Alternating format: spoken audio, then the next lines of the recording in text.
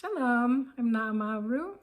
This is Rabbi David Ru, and we are talking about the Shmita year. What happens if I forgot to declare my yard, my garden ownerless? And what happens if I actually locked it up?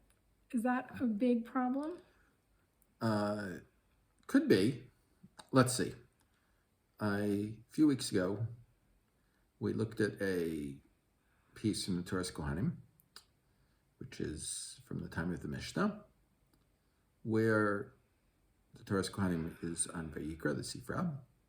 V'yas invei nizirach lo tivtzor. So it said that you will not harvest the grapes that you've guarded. Min hashamur ba'aretz eina tabotzer. From that which is guarded in the land, you won't harvest. Aval tabotzer min mufkar. But that which is ownerless, you can. And you can go back and review all the various halachas of these things. Laws? Yes, all the laws of these things. And in any case, what if someone didn't declare it ownerless? Obviously, you're supposed to declare it ownerless. You're supposed to leave it opened. Well, remember, it's a debate. According to the Beis Yosef, you have to declare it ownerless. According to the Mabit, God declared it ownerless, so that doesn't matter. But what if you actually guarded it? You locked the gate. No one can come in. You put up a sign, no entry. So there is an interesting Gemara in Yevamos where it says, Ovid kohen shayim elcher peros b'shuk. A non-Jew, an idol worshiper, is selling fruit in the marketplace. Vomer peros halelu shel orlahem. These fruit belong to Orla. Shel azika hen. They're of azika, and we'll see what Rashi will explain what that means. Shel neta revayhen. They're of the 4th year. Lo amar klum. Even though all these things would seem to prohibit it, he hasn't said anything. Lo niskamin ela lashbiach mikcho. He's only doing this because these things are thought to be better, and he's trying to raise the price of his produce. So we don't have to believe him that they're in fact prohibited, but they would still be permitted. So Rashi says shel azeka. What is shel azeka? Mi pardes mu'uzak v'gader saviv lo l'shomro v'hu shnat shvis. It is from an orchard that is fenced in and guarded around it, and it's the Shmita year. V'kashali, but I have a problem with this entire thing, Rashi says. Dema isur yeshkan. What's the prohibition? Im aver zman habir, lo shna mina mishumar, lo shna mina mufkar. Asurim. If it's after the time when this type of thing is no longer generally found, then it doesn't matter whether I guarded the field or I didn't guard the field. It's prohibited.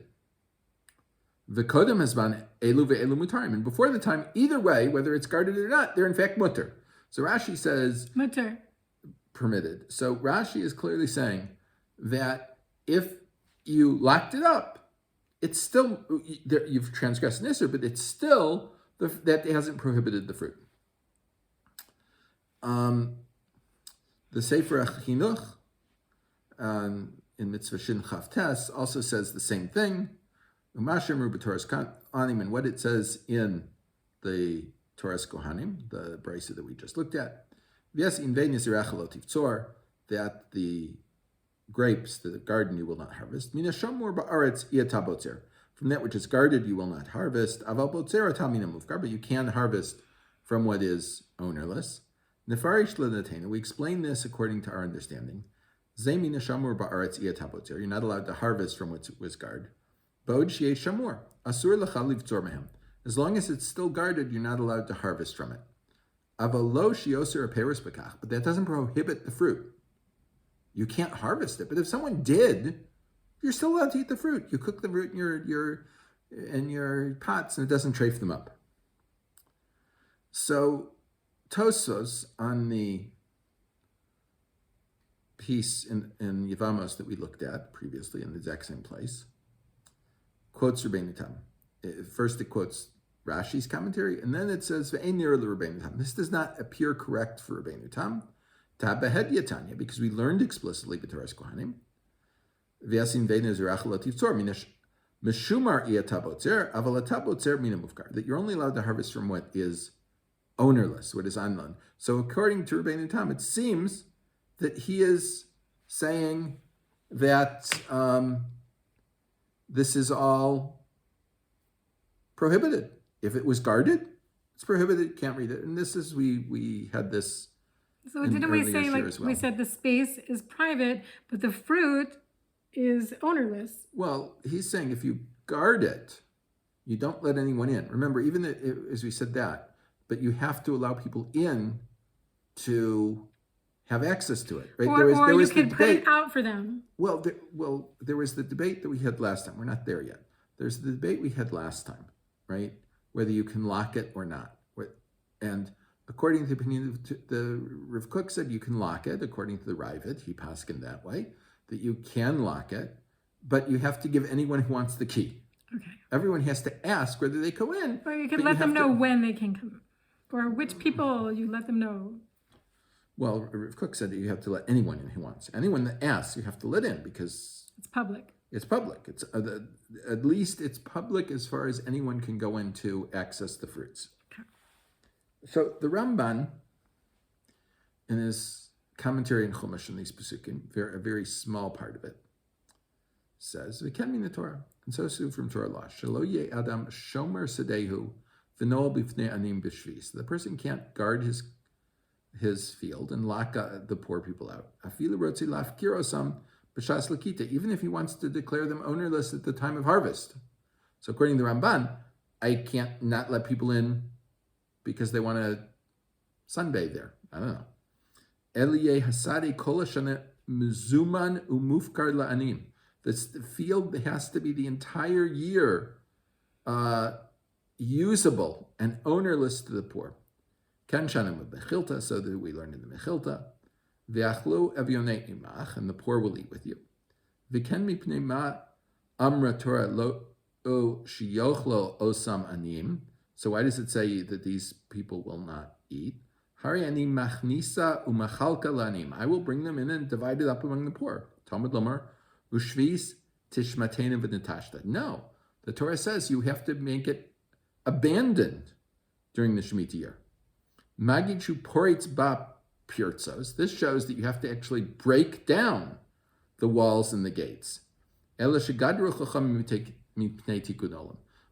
the Chachamim said you don't have to do this because otherwise this world would be destroyed.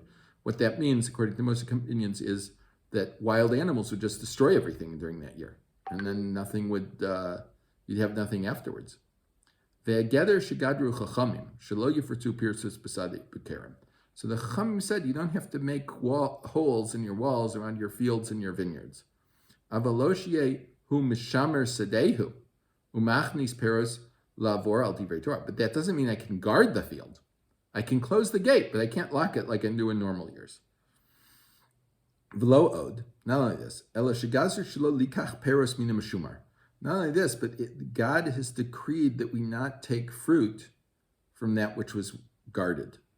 V'lo min hachashud b'kach. And if we suspect people for locking up the fields, we're not allowed to buy fruit from them either. Zeyu sheshaninu. This is what we learned in the Mishnah in the Shviz. V'nilkachim mikol adam b'shviz she'en yotzi behem nishmar. We're allowed to take buy fruit from anyone in Shmita as long as he doesn't guard things like this. And we already saw that the Rash in his Perush on the Mishnah said that we're allowed to harvest even from things that are guarded with a shinui. So that was his opinion. The Ramban, at the very beginning of his commentary on this pasuk, which I'm not going to go through it, says that according to Torah law, that which is guarded, you're not allowed to harvest, but at any point in time, the owner can declare it ownerless, and from that point on, you could harvest it. So the Aruch HaShulchan sums this whole thing up. I was going to say, do you get to just choose whose opinion you go by? Or he says as follows. Wait. We haven't done all the opinions. We skipped the Ravid, but he will give it to us. V'nimtze lefi ma'ashet biyarnu gimel deos yesh b'zeh. So it appears, from what we've explained, that there are three opinions concerning this. Del Rashi ve'l Rambam ve'l Ramban. According to Rashi, the Rambam, and the Ramban, Mutarim lechol peros u'meshumorim b'shvis. If the fruit was guarded, you can take it on Shmita. That seems to be, the Ramban is not the Ramban that we learned here. It seems to say it in his Parish and Chumash, he seems to say it's Aser. His Parish and Gemara, if you look into the Ruach HaShulchan, you can see that he seems to say it's permitted. According to the opinion of Tosfos and the Baal Hamar in his commentary on the Rif, it is completely prohibited. Meaning, if the person has locked the gate at any time, I don't care. It's over. Treif. It's done. It's treif. According to Ladasa Ravid, according to the opinion of Ravid, Kashem biyad Yisrael asurim, Kashem biyad akum mutarim. If it's a Jew that did this, it's prohibited. If it's a non-Jew that did it, it's permitted. Because they don't have to abide by these. They don't apply it. These laws don't apply to them. But the Ruach HaShulchan says, Amnam l'tolsham b'yadayim pshita sha'aser.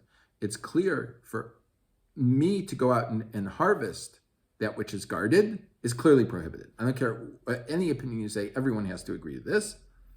V'lechan mi sherotzei lismoch al deah harishona ein mochin biyado. Anyone who wants to rely on the first opinion, someone else has harvested already, and I want to rely that it's permitted. We don't rebuke him on this. It's reasonable to take the opinion that even though they were guarded, they after the fact are permitted. But of course, we do have the opinion of Tosfos that they're always prohibited, and so we say that someone can sanctify himself with that is permitted, and here it's not even so clear it's permitted.